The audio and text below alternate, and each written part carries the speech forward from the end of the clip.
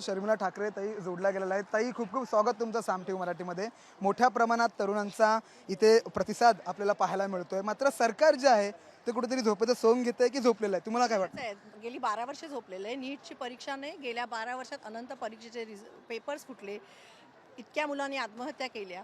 पण सरकार झोपलेलेच आहे. आज 30 दिवसही झोपलेलं आहे आणि रात्री मध्यरात्री कधीतरी जागा होऊन 30 दिवसांनी ते येत आहे.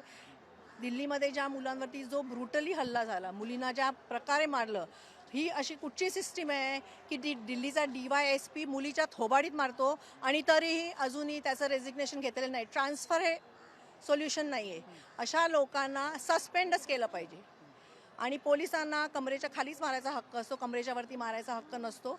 तुम्ही किती 1 करोड द्या, 2 करोड द्या, त्यांनी त्यांच्या जखमा भरणार नाहीत ना. 20 मुलांनी जे आत्महत्या केले ते परत येणार आहेत त्यांच्या पेरेंट्सकडे. इतके इतके दिवस ताई आंदोलन सुरू होतं. आता आंदोलन चिघळलेलं आहे मुंबईमध्ये. तरी देखील सरकार आपली कुठलीही भूमिका मांडत नाही. एकच मागणी होती की धर्मेंद्र प्रधानांचा राजीनामा घ्या.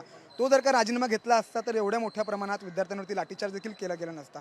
कोणाची चूक वाटते? शांततापूर्व आंदोलन होऊच शकतं ना. लाठीचार्ज करायची काही गरजच नव्हती. एकाही मुलांनी, मला कौतुक करावं असं वाटतंय त्यांचं, की एवढं मारून सुद्धा एकाही मुलांनी दगड उचलला नाही, एकाही मुलांनी परत रिटॅलिएट केलं नाही.